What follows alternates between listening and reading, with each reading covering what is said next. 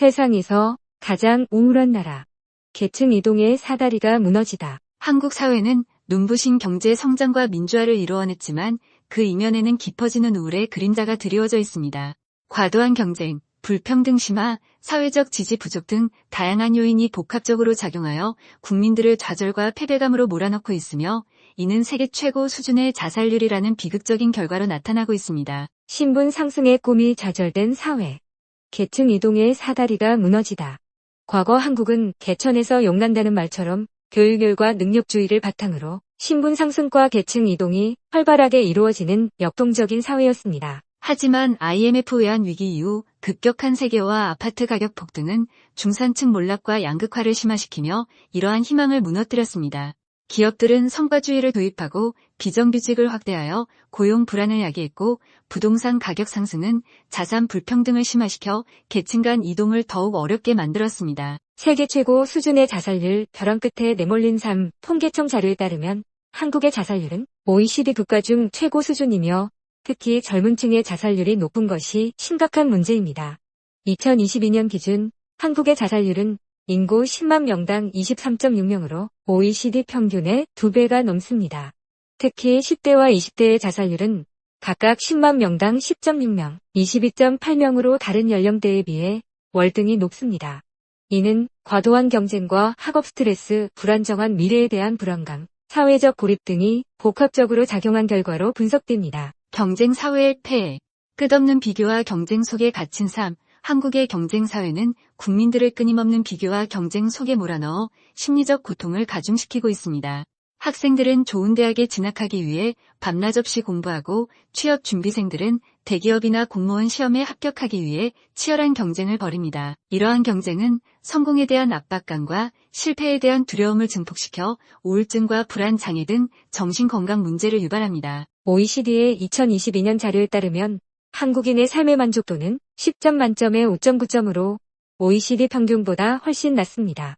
특히 젊은 층의 삶의 만족도는 더욱 낮아 20대의 경우 5.5점에 불과합니다. 이는 경쟁 사회에서 오는 스트레스와 불안감이 삶의 만족도를 저하시키는 주요 원인으로 작용하고 있음을 보여줍니다. 사회적 지지 부족, 고립된 개인, 외로운 삶. 한국 사회는 개인주의적인 성향이 강하고 사회적 지지가 부족하여 어려움을 겪는 사람들이 도움을 받기 어려운 환경입니다. 가족이나 친구에게 자신의 어려움을 털어놓는 것을 꺼리는 분위기가 만연하며 정신건강 문제에 대한 사회적 편견도 심각합니다. 이러한 사회적 지지 부족은 우울증과 같은 정신질환을 악화시키고 자살 위험을 높이는 요인으로 작용합니다. 결론적으로 한국은 과거의 영광을 뒤로하고 세계에서 가장 우울한 나라 중 하나로 전락했습니다. 좌절과 패배감이 지배하는 사회에서 벗어나기 위해서는 사회 구조적인 변화와 함께 개인의 노력이 필요합니다. 우리 모두가 함께 힘을 모아 더 나은 미래를 만들어 나가야 할 때입니다. 부러진 계층 이동의 사다리. 경제적 지위의 새 스파. 과거 한국은 교육을 통해 한 가정의 신분 상승과 계층 이동이 가능했던 시절이 있었습니다. 개천에서 용난다는 말처럼 한 개인의 성공이 아닌 집안 전체를 일으키는 사례는 온 동네에 화제가 되었고 이는 많은 사람들에게 희망을 주었습니다. 그러나 이제 그러한 이야기는 먼 옛날의 전설처럼 느껴질 뿐입니다. 오늘날의 한국 사회는 금수저와 흑수저라는 신조어가 유행할 정도로 새로운 신분 시대가 도래했습니다. 정체된 계층 이동. 우리나라 가구의 80%에서는 한동안 계층 이동이 거의 나타나지 않았습니다. 가구를 상위층, 중산층, 하위층으로 분류했을 때 신분 상승이나 하락 없이 현계층 상태를 유지하는 가구가 늘고 있습니다. 이는 계층 간 이동이 점점 더 어려워지고 있음을 의미합니다. 교육이 계층 상승의 수단이 되기 어렵다는 현실은 많은 사람들에게 절망을 안겨주고 있습니다. 엘리트 교육의 비용 부담. 영어 유치원 사립초 국제 중특목고로 이어지는 새로운 엘리트 코스를 밟기 위해서는 매년 수업료와 특별활동비로 1,000만 원 이상을 지출해야 합니다. 영어 유치원 1년과 초중고교 12년간의 사교육비를 제외하더라도 1억 3천만 원이 필요합니다. 빈부격차가 심해지고 높아진 교육비용 부담으로 인해 양질의 교육에서 소외되는 계층이 늘어나면서 교육의 신분 상승 기능도 점차 쇠퇴하고 있습니다. 이제는 많은 사람들이 노력해도 신분 상승이 불가능하다고 믿고 있습니다. 경제적 지위의 새 스타. 우리 국민의 절반은 자신을 중간층이라고 여기지만 노력하면 지위 상승이 가능할 것이라고 믿는 사람은 10명 중 2명에 불과합니다. 더욱이 신분 상승의 사다리를 타고 올라가기가 갈수록 더욱 힘들 것이라고 응답하는 사람들도 많아지고 있습니다. 이는 우리 사회에 태어날 때부터 경제적 지위가 결정되는 수저 계급론이 만연해가는 현실을 반영하고 있습니다. 꿈조차 가난해지는 사회에 가난할수록 꿈도 가난해지는 세태는 통계에서 여실히 드러납니다. 이러한 시대상을 반영한 연구 결과가 발표되었습니다. 서울대 경제학부 박사과정 오성재 씨와 주병기 교수가 발표한 논문 한국의 소득 기회 불평등에 대한 연구에서는 직업별, 학력별 기회 불평등이 심화되고 있음을 보여줍니다. 특히 저숙련자, 저학력자가 많은 저소득층에서의 기회 불평등이 가장 심했습니다. 논문은 개인의 소득이 노력뿐 아니라 부모의 경제력, 학력 등 사회경제적 환경, 선천적, 재능, 우연적 요소에 의해 결정된다고 분석했습니다. 이는 계층 이동이 점점 더 어려워지고 있음을 시사합니다. 양극화의 그늘 아래 날로 심화되는 양극화의 그늘 아래 많은 사람들의 삶은 절망의 나락으로 떨어졌습니다. 사회 전반에 분노와 불안이 만연하게 되었습니다. 교육 부문에 남겨진 부정적 유산 또한 상당히 심각합니다. 시간이 흐를수록 계층 간 교육 격차가 심화되었고 이제 대다수 국민은 노력해도 계층 상승은 힘들다고 토로하면서 교육을 계층 이동의 사다리로 여기지 않고 있습니다. 이러한 상황에서는 부와 신분의 세습이 고착화되어 사회의 활력이 사라지고 사회 통합도 난망해질 수밖에 없습니다. 신분 상승의 사다리가 무너진 사회에서는 개인의 노력과 꿈이 더 이상 미래를 바꿀 수 없으며 이는 사회 전반에 깊은 절망을 안겨줍니다. 사회적 불안과 분노는 더욱 증대되고 있으며 이는 결국 사회적 갈등과 혼란으로 이어질 수 있습니다. 경제적 지위의 세습화를 막아야 부러진 계층 이동의 사다리는 단순히 개인의 문제가 아닙니다.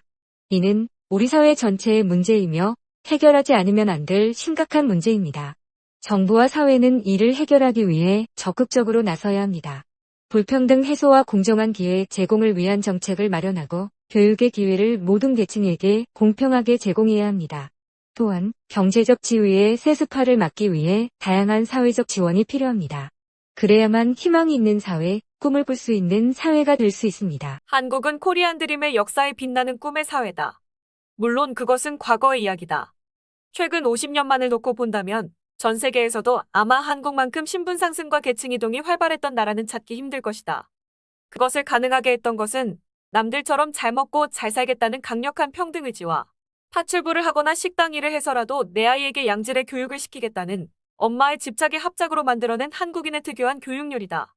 물론 더 큰 이유는 정부의 세계화 정책과 맞물려 성과급으로 대표되는 능력주의의 본격 시행이 가장 큰 원인으로 지목되고 있다.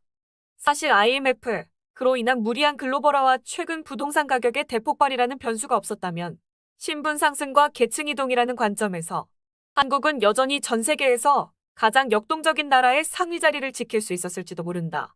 중산층의 몰락과 양극화를 몰고 온 IMF와 그에 뒤이은 부동산 값의 폭등은 이 모든 것을 바꾸어 놓았다.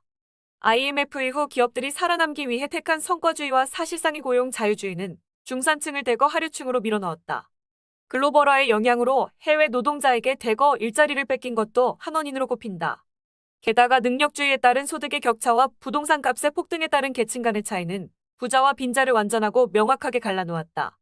이 양극화의 최대 특징은 주거지, 소비 패턴 등 계층별로 삶의 모습이 완전히 다르고 지금까지 근근히 중산층에 머물 수 있었던 사람들이 속속하류로 전락해 간다는 점이다. 이 현상은 더욱 극심해질 것이고 계층 간의 격차 확대는 미국과 영국 등 전 세계에 공통된 현상이지만 우리나라에서 특히 심각한 것은 치열한 경쟁에서 한 번 탈락한 사람은 신분 상승이 사실상 불가능하고 하류로 전락한 사람들은 죽을 때까지 일하지 않고는 생존조차 보장받을 수 없다는 점이다. 이러한 사회에서는 극히 일부를 제외하고는 거의 모든 사람들이 심리적으로 패배자에 가깝다. 그 때문인지는 몰라도 오늘날 한국 사회에서는 기이하게도 거의 모든 사람이 성공하기를 기대한다. 거의 모든 학생들이 의대와 법대를 지망하고 거의 모든 젊은이들이 대기업의 정규직이나 안전지향의 학교 선생, 공무원을 희망한다. 그러나 이것은 분명히 불가능한 일이다. 가장 후하게 쳐주어도 많은 사람들에게는 기껏해야 실패가 없으면 다행인 것이다. 보통 사람들의 기준에서 보면 한국은 실패자들로 가득 찬 루저들의 우울한 나라다. 로또는 번번이 비켜가고 주식은 뜻대로 되지 않고 삶에 속고 배신에 울며 운명 앞에 무릎 꿇는 것이 보통 사람들의 인생이다. 능력주의라는 미명하에서 좌절하고 비웃음거리가 되고 만인 대 만인의 경쟁에서 늘 선두에 서지 못하고 뒤처지는 것이 보통 사람들의 운명이다. 성적이 상위 3% 내에 들어야 내신 1등급을 받을 수 있는 학력 경쟁 같은 것으로 비교해 보아도 그들은 모두 실패하고 좌절한 사람들에 가깝다. 물론 승자들도 있다. 하지만 사회 전체로 따지면 그 비율은 극히 미미하다. 오늘날 만인이 만인에 대해 경쟁하는 부와 권력 게임에서는 대개 한 사람의 승리자만 있고 나머지는 대부분 패배자들이다. 우선 산술적인 측면에서 그렇다. 류현진이나 손흥민의 연봉을 놓고 비교하면 국내 프로 선수들은 모두 패배자나 마찬가지다. 또한 각 나라의 인구도 19세기보다 평균 5배나 늘고 나라를 다스릴 능력이 있는 고학력층도 100배에서 1000배나 늘었지만 어디서도 대통령을 5이나 100명을 뽑는다는 이야기는 들어본 적이 없다. 대선에서 아무리 많은 사람이 도전해도 결국 승리자로 남는 사람은 한 명뿐이다. 더구나 한국은 기대 수준도 높은 데다가 성공에 대한 열망도 아주 대단하고 성공을 아주 중요시하는 사회다. 또 경쟁이 우리의 머리와 욕망을 지배하게 되면서 기대는 크고 만족의 정도는 형편없이 떨어졌다. 이런 현실이니 자신이 승리자가 아니라는 사실 때문에 괴로워하는 사람들이 과거에 비해 엄청나게 늘어났으리라는 것은 불문가지다. 어느 모로 보나 한국은 실패자들로 가득 찬 우울한 독성이다. 오늘날처럼 르네상스 시대에도 대형 서점의 자기계발 코너에는 많은 사람들로 붐빌 정도였다. 이때 처음 쓰인 궁정 처세서들은 궁정 사람이 되는데 필요한 방법을 가르쳐주는 지침을 제공했고 궁정 내부를 들여다볼 수 있는 창을 제시했다. 대략 1500년부터 1800년에 이르기까지 수천 권의 궁정 처세서가 쓰여졌고 수많은 사람들이 이런 책들을 탐독하였다. 이 책들은 더 많은 사람이 궁정에 진입하려고 애쓰는 시대에 필요한 열쇠를 출세하려는 많은 사람들에게는 사다리를 제공했다. 르네상스 시대의 궁정처세서 중 카스티글리오네의 궁정인론은 궁정문학의 필수 텍스트이자 처세서의 바이블이었다. 1528년에 출간된 이 책은 150년에 걸쳐 유럽 전역의 궁정, 외교 및 상류사회의 행동 양식에 상당한 영향을 미쳤다. 크로멜도 이 책을 읽었고 셰익스피어도 이 책을 확실히 알고 있었다. 카스티글리오네는 궁정인이 어떻게 군주를 섬겨야 하는가를 가르친 반면 마키아벨리는 군주가 궁정인을 어떻게 다루어야 하는가에 대해 글을 썼다. 카스티글리오네는 자서전을 썼다고 말할 수 있다. 바로 자신이 책 속의 모델이었다. 이탈리아 만토바 지방에서 귀족 집안의 후손으로 태어난 그는 르네상스 시대의 특징인 팔방미인답게 외교관, 시인, 학자, 군인이었다. 평생 동안 궁정인으로 살았던 그는 종종 자신마저 기만하는 이상적인 실용주의자였다. 빈틈이 없을 정도로 실리적으로 움직일 때든 기회주의자로 움직일 때든 항상 이상주의자로 자신을 포장하고 기회를 엿보았다. 카스티글리오네는 궁정인론에서 진정한 궁정인에 대하여 이렇게 정의한다. 자신이 섬기는 군주를 기쁘게 하는 일이 무엇인가를 간파하는 분별력, 적절한 행동의 수준을 파악하는 재기와 판단력, 그리고 감정적으로 싫은 것을 좋아하게 만드는 속 깊은 배려심과 결단력이 있어야 한다. 궁정인은 완벽하게 준비되지 않았거나 기분이 좋지 않은 때 또는 우울한 상태일 때는 군주를 아련하지 않는다. 궁정인은 마치 바보인 듯 오만한 자세를 벌인다. 궁정인은 추한 소문의 희생자가 절대 되지 않을 것이고 스스로 기쁘게 하려고 애를 쓰기보다는 기분 나쁘게 들릴 수 있는 일은 가급적 말하지 않는다. 그는 게으르지 않을 것이고 수다쟁이가 되지 않을 것이며 어리석은 아첨꾼이나 허풍선이가 되지 않을 것이다. 동시에 그는 많은 사람들 앞에서 군주에 대한 예를 철저히 지키고 겸손하게 행동하며 되도록 말을 삼갈 것이다.